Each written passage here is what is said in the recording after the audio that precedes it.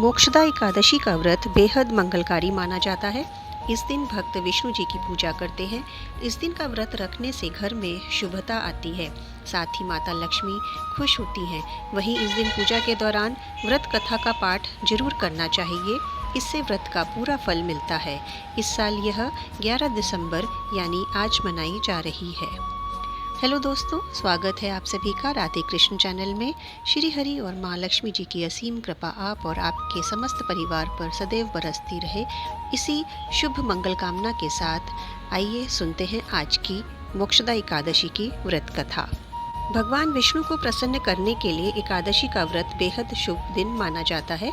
इस दिन भक्त व्रत रखते हैं, सत्यनारायण कथा कराते हैं और विभिन्न पूजा अनुष्ठान का पालन करते हैं। ऐसा कहा जाता है कि जो लोग यह व्रत रखते हैं वे यम की पीड़ा से बच जाते हैं और उन्हें मोक्ष की प्राप्ति होती है। यह दिन गीता जयंती के उत्सव का भी प्रतीक है। इसी दिन भगवान कृष्ण ने अर्जुन को गीता का ज्ञान भी दिया था।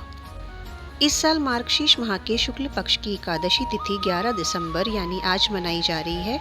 तो आइए इस उपवास की पवित्र कथा का पाठ करते हैं, जिससे बिना व्रत अधूरा माना जाता है। पौराणिक कथाओं के अनुसार प्राचीन काल में वैखानस नाम के एक राजा का गोकुल पर राज्य किया करते थे।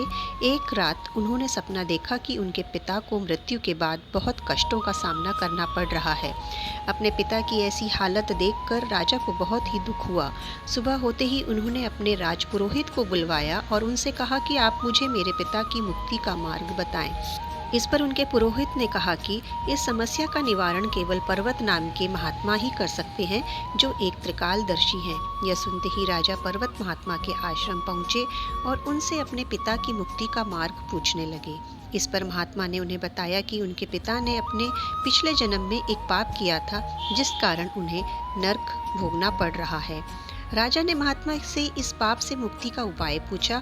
इस पर महात्मा बोले कि तुम मार्गशीर्ष महीने के शुक्ल पक्ष में आने वाली मोक्षदा एकादशी व्रत और पूजन नियम का पालन भक्ति भाव से करो, जिसके प्रभाव से तुम्हारे पिता को मुक्ति मिल जाएगी। राजा ने महात्मा के कहे अनुसार सच्चे भाव से मोक्षदा एकादशी व्रत का पालन किया। इससे उनके पिता को मुक्ति मिल गई और मोक्ष प्राप्त हो गया। इसके साथ ही राजा को श्री हरि के साथ अपने पिता का भी आशीर्वाद प्राप्त हुआ। इस तरह राजा ने मार्गशीर्ष एकादशी का उपवास कर और उस उपवास के पुण्य को अपने पिता को संकल्प कर दिया। राजा ने अपने उपवास का पुण्य पिता को अर्पण कर दिया। इसके प्रभाव से उनके पिता को मुक्ति मिल गई और स्वर्ग जाते हुए वे पुत्र से कहने लगे, हे पुत्र, तेरा कल्याण हो। यह कहकर वो स्वर्ग चले गए, वैकुंठ लोक को चले गए। मार्गशीर्ष मास की शुक्ल पक्ष की मोक्षदा एकादशी का जो व्रत करते हैं उनके समस्त पाप नष्ट हो जाते हैं। इस व्रत से बढ़कर मोक्ष देने वाला और कोई व्रत नहीं है।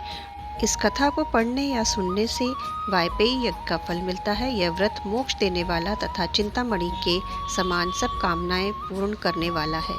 आशा करती हूँ आज की यह जानकारी आप लोगों के लिए उपयोगी रही होगी। आप अपने विचारों को कमेंट बॉक्स में ज़रूर लिखें। मिलते हैं फिर कल एक और नए टॉपिक के साथ। तब तक के लिए